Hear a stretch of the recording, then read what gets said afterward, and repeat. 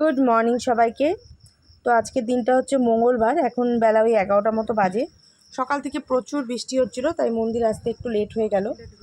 তো এটা হচ্ছে আমাদের বাড়ির সামনে দুর্গাবাড়ি, এখানে আসছি আজকে পুজো দিতে। তো চলো এখন পুজোটা দিই। আজকে পুজো দিতে আসছিলাম, আগের বার তো আসা হয়নি। এটা হচ্ছে বাবা লোকনাথ দুর্গাবাড়ির,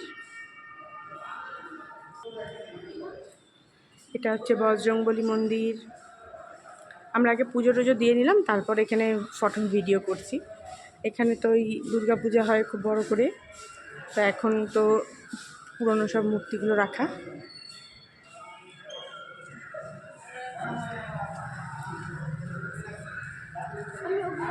এটা রাধাকৃষ্ণ গোপালের মন্দির।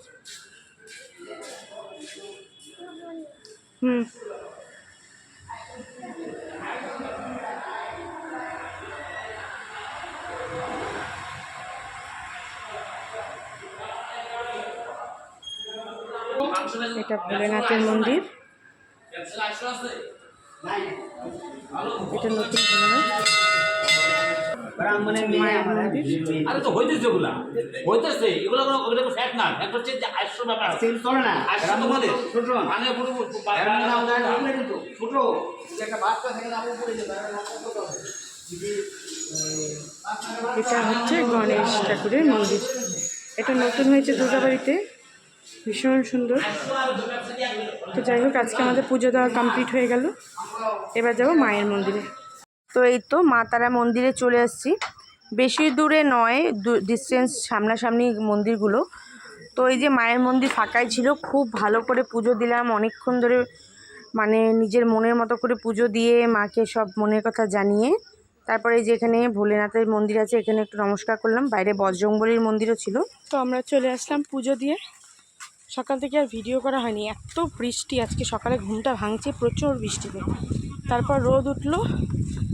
তো যাই হোক, বৃষ্টি কমলো, এই আমরা মন্দিরে গেছিলাম, এখন প্রচুর রোদ। দেখো বোন আর ছেলে যাচ্ছে, আম কিনলাম আর নিয়ে আসলাম মাছ একবারে। এদিক দিয়ে একবারে পুজো দিলাম, আগে দুর্গাবাড়ি গেলাম, তারপর ওই মাতারার মন্দিরে গেলাম, গিয়ে ওখান দিয়ে মানে একটা টোটোই করে নিয়েছিলাম, ওই টোটো করে একবারে বাজারে গিয়ে নেমে গিয়ে ওখান দিয়ে বাজারটা, মানে বাজার কিছু করিনি আজকে, শুধু মাছ নিয়ে আসলাম। আর এখন তো আম খেতেই হবে, আর কিছুদিনই আছে আমের বাজার, তারপর তো শেষ। তো যাই হোক, সেজন্য আম নিয়ে আসলাম। তো যাই, এখন দেখা যাক মাছের কি রান্না হয়, মাই রান্না করবে। প্রচুর গরম লাগছে এখন, মানে সকালে এত ভালো লাগছিল, এখন প্রচুর গরম লাগছে। আজকে বাজারে মাছটা হবে ভাপে, আর এটা খাবো হচ্ছে ভাজা। এটা একটু ছোট ইলিশ, এটা একটু বড় ইলিশ। তো ইলিশ মাছ ভাপে করবো। এটা প্রথমে নুন দিলাম, তারপর দিয়ে দেবো হলুদ। এখানটায় মা বেটে রাখছে সর্ষে, পোস্ত, আর হচ্ছে 2 কোয়া রসুন আর একটা কাঁচা লঙ্কা। আমরা সাদা সর্ষে খাই বলে এরকম। মা কাঁচা লঙ্কা দাও তো কয়টা।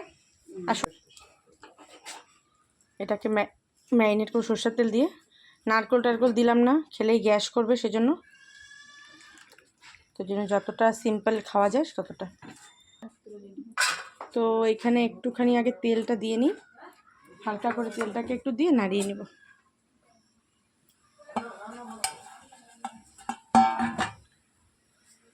আমি কিন্তু খুব একটা ভালো রান্না করতে পারি না, যেমন হালকা পারি সেভাবেই করলাম। তো মনে হয় না সবটা মাছ আটবে, তাতে 3 পিস মনে হয় হবে, 4 পিস।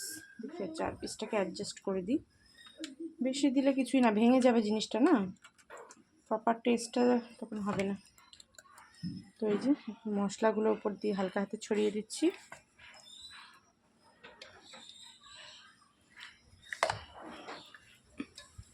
আমাদের এখানে এখন বিশাল হাওয়া ছেড়েছে। তো যাই হোক, ওয়েদারটা বেশ ভালো, কারণ এতক্ষণ প্রচুর গরম ছিল। তো দেবো আবার বেশ খানিকটা সর্ষের তেল, ব্যাস। এবার কয়েকটা গোটা লঙ্কা দিয়ে এটাকে বসিয়ে দেবো।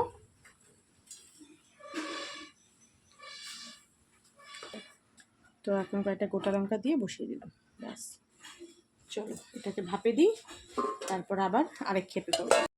ছোটো ইলিশটাকে না, মাছটাকে নুন হলুদ মেখে রাখলাম, এটাকে হচ্ছে তোমার ওই খাওয়ার সময় গরম গরম করে ভাজা করব, সবাই মাছ ভাজা খাবে আর এক পিস করে ভাবে। তো হয়ে গেছে এক পিঠ, তো একটু উল্টে দিই আরেক পিঠের জন্য। দেখো কালারটা কি সুন্দর আসছে না, দেখে একদম লোভ লাগছে। তো বর্ষায় ইলিশ মাছ খেতে তো বিশাল ভালো লাগে। এটা মাছের তেলটা ছিল পেটের জন্য কালো কালো বেরিয়ে গেছে।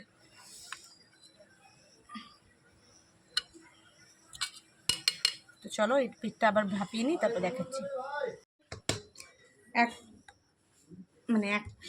কি বলবো, একবার হয়ে গেছে, তো এখন আরেকবারের জন্য বসাবো। তো দেখে তো ভীষণ লোভ লাগছে, খুব সুন্দর গন্ধ ছাড়ছে। তোমাদের কার কার ইলিশ মাছ প্রিয় অবশ্যই কমেন্টে জানিও।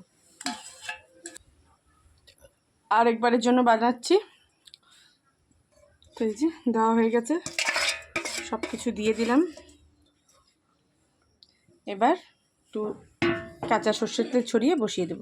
তো এই যে একটু সর্ষের তেল ছড়িয়ে দিলাম, ব্যাস এবার আবার ভাপে বসাবো। তো খাওয়া দাওয়া করে আমি আর বোন বিকেলবেলা বেরিয়ে গেছিলাম একটু ডাক্তার কাছে। তো দেখো বিকেলে কি রোদ, সকালবেলা মুষলধারে বৃষ্টি হচ্ছিলো আর রোদটা ওঠার পর সেরকমই গরম লাগছিল। তো এই দেখো বৃষ্টি হওয়ার পরে আকাশটা এতটাই ঝলমল করছে না, আর ওয়েদারটা এত পরিষ্কার, আমাদের পাহাড়টাও দেখা যাচ্ছিল। এখন যাব, আমরা ডাক্তার দেখাতে চলে আসছি। চোখে দেখাতে আসছিলাম, যেহেতু সারাদিন ল্যাপটপের উপরেই কাজ করি, তো একটু প্রবলেম তো হয়। চশমা ছিল, তো সেটা প্রপারভাবে আমি ইউজ করিনি, আর এখন ওই চশমাটা বলে ভীষণ প্রবলেম হচ্ছে। আর তাছাড়া মাঝে মধ্যে মাথা ব্যথা হয়, মাইগ্রেনের সমস্যা আমার, তো সেজন্যই একটা আবার চেক আপ করালাম। তো যাই হোক পাওয়ার দিল, এবার চশমা নেবার পালা। চশমাটা এখন নেওয়া হয়নি, এখন একটু মন্দিরে যাব, তারপর ফেরতি পথে দেখব, চেক করব। তো এখন আমরা যাচ্ছি বজরংবলী মন্দিরে। তো এই দেখো কি সুন্দর, দেখো পাহাড়টা দেখতে পাচ্ছ, কি ভালো লাগছে না? মানে ওয়েদারটা মানে যেহেতু বৃষ্টির পরে পরিষ্কার হয়ে গেছে না, ভীষণ সুন্দর লাগছিল। এটা হচ্ছে বক্সা জয়ন্তীর পাহাড়। আমাকে করতে হবে ঠাকুর দেওয়ার।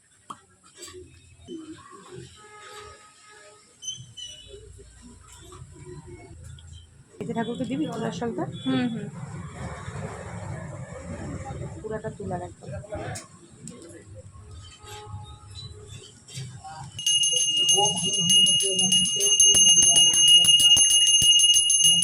তো এই যে মন্দিরে পুজো দিয়ে চলে এসেছি, মায়েরা ওয়েট করছিল আমাদের জন্য এই পার্ক রোডে এখানে একটা ক্যাফেতে।